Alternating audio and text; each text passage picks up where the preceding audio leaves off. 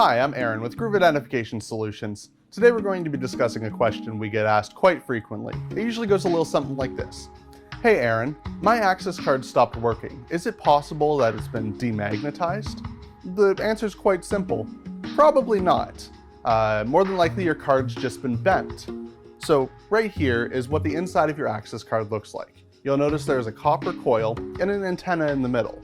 And all it takes is a bend like this at your lap or being folded into you, and that'll render the copper coil useless and essentially snap it in half.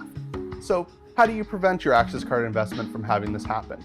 We recommend hard plastic badge holders such as the 706N. All you have to do, slide your card in, pull it down with the tab on the back, and now your card is protected from the elements and will not bend whether you wear it on a lanyard or a badge reel at your hip.